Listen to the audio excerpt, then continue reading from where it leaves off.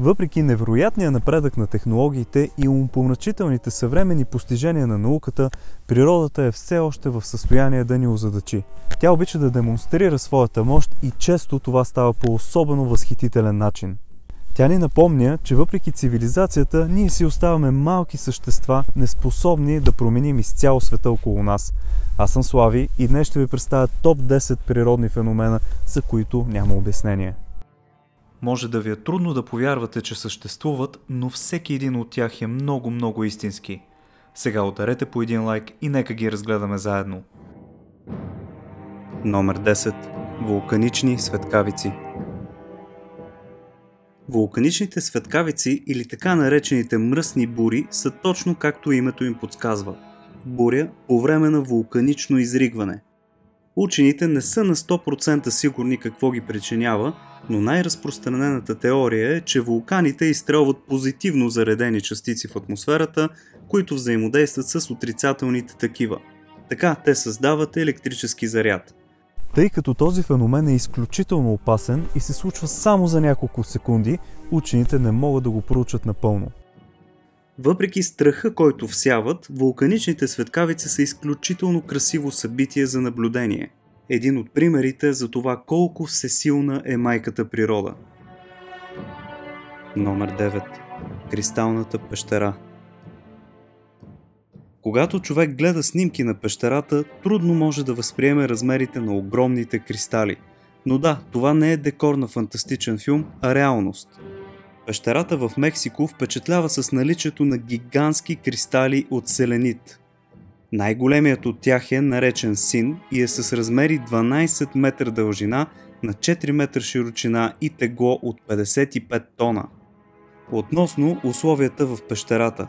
Те са меко казано неприемливи. Температурата е 58 градуса Целзий и влажност от 90 до 100%.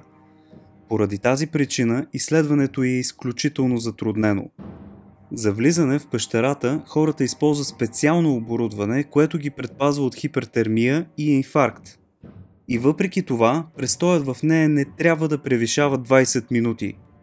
Учените все още нямат обяснение как се е сформирала тази странна пещера. Номер 8. Розовото езеро. Покрай южното крайбрежие на Австралия се намират група от стотина острови, но един от тях, наречен Средният остров, има блестящо бомбонено розово езеро, което не се вписва в пейзажа. Това е езерото Хилиър.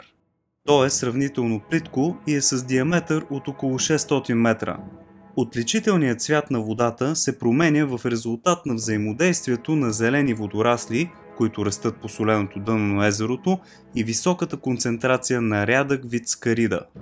След като водата на розовото езеро достигне соленост по-голяма от тази на морската вода, температурата му е достатъчно висока, а светлината силна, въпросните водорасли започват да натрупват червен пигмент. Затова и розовото езеро е не винаги с толкова изкрящ розов цвят. Все още учените не могат да си обяснят как този феномен може да се случи само и единствено на едно място в целия свят. Сред местните жители се носят легенди, че ако розовият цвят изчезне и не се възвърне за 2 поредни години, ще настъпи природна катастрофа, която ще доведе до много тежки за човечеството последици. Номер 7. Метанови балончета. В Канада има едно езеро на име Ейбрахъм, което е пълно с стотици замръзнали балони с метан. Този интересен феномен се образува, когато мъртва органична тъкан пада на дъното на езерото и е обработена от бактерия. Когато това се случи, бактерията отделя метан, който обаче замръзва в по-големи балони на път към повърхността. Загадката е, възможно ли е да замръзнат толкова скоростно? Всички знаем колко бързо балоните се изкачват нагоре във водата. Макар че изключително красива гледка, тези балончета са много опасни, защото метана е изключително запалим газ. През лятото тези балони просто се пукат и се абсорбират от атмосферата. Така че ако сте планирали да посетите този феномен, едно предупреждение от властите – не палете цигара около езерото. Номер 6. Сутрешна слава. Като чуете името, едва ли предполагате, че става въпрос за изключително рядък и необясним облачен феномен. По форма, те наподобяват тръби, които са се опънали в кавички по цялото небе. Образуват се най-често в Австралия и то на много малка височина, понякога на 150-200 метра, но най-често на около километър. Диаметърът на тези тръби не е голям, но на дължина могат да достигнат до над 1000 км. Изследователите на сутрешната слава не разбират напълно феномена и предполагат, че явлението е много опасно и може би представлява нещо като дремещо торнадо. Може и да имат право, тъй като явлението обикновено се съпровожда с крайно нестабилно време, силни пориви на вятъра, които понякога прерастват в голямо вълнение и внезапни промени на налягането на повърхността. Номер 5. Светлинни стълбове. Не, това не е сцена от някой научно-фантастичен филм, а реален феномен. В много студено време, когато ледените кристали се отлагат в атмосферата, е възможно образуването на светлинни стълбове в небето. Те се формират около естествени източници на светлина, като залязващото слънце или луната, но могат и да се видят и около изкуствена светлина, създадена от хората. Светлината се отразява в ледените кристали, които са невидими за човешкото око, и по този начин се създава оптическа илюзия за светлинен стълб в небето. Колкото по-високо са ледените кристали, толкова по-висок светлинен стълб ще се появи. Те обаче са като дъгата и си променят позицията в зависимост от мястото, от което ги наблюдавате. Номер 4. Луминесцентни вълни. Този сияещ плаж не е част от някое магическо филмче на Disney или Pixar. Всъщност това е едно съвсем натурално явление. Блестящите светлинки, уловени на този малдивски плаж, са реални микроорганизми, наречени биолуминесцентен фитопланктон. Местните наричат този феномен море от звезди. Специалният планктон е част от червен прилив, явление, което се случва, когато популацията от фитопланктон като този експлоатира на определено място, отсветявайки водата в мътно оранжево-червено. През нощта обаче червените води приемат съвсем различен вид. Организмите в тях реагират на промените във водното налягане и киселинността, като излъчват светлина, която се засилва с всяка следваща вълна, срещаща брега. Номер 3. Огнените топки Нага. Огнените топки Нага са феномен, който все още не е обяснен от науката.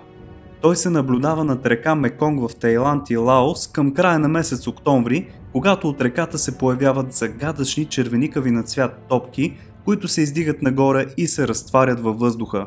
Според една теория, таинствените топки са всъщност балони светещ газ, получени в резултат от гниенето и ферментацията на органични останки в реката. Това обаче не обяснява изолираността на явлението именно в този участък от Меконг, както и проявата му само през месец октомври.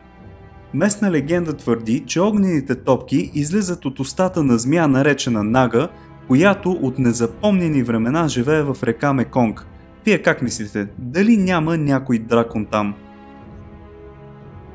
Номер 2. Синя лава.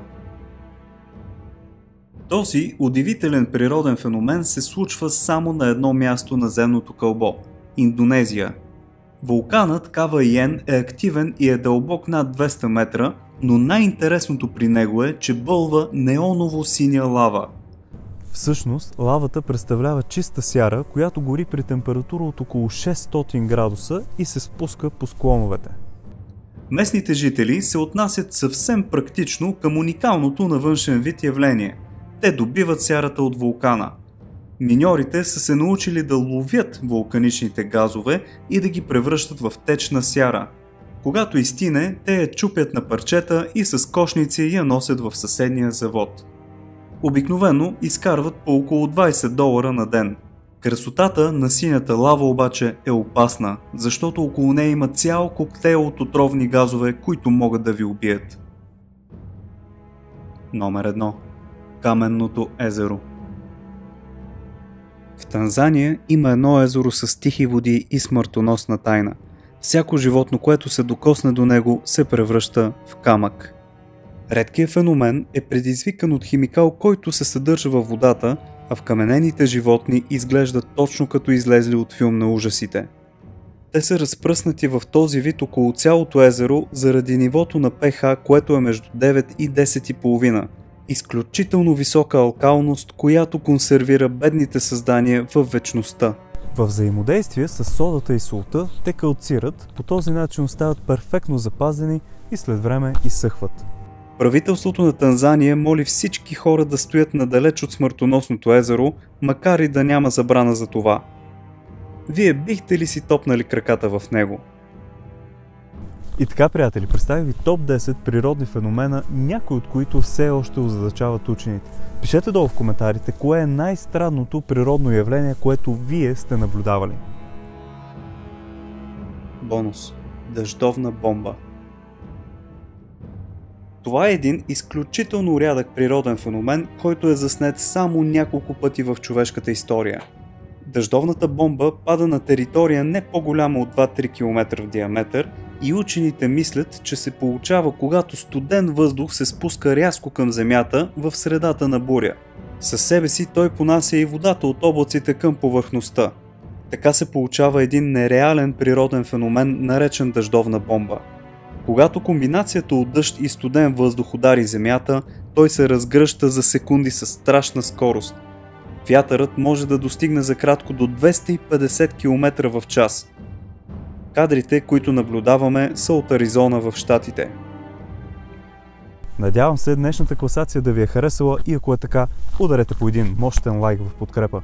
Също споделяйте това видео в социалните мрежи, така ми помагате да правя още интересни класации. Ако сте пропуснали някои от предишните епизоди, може да наваксате като последвате линковете, които ще ви се появят горе вдясно.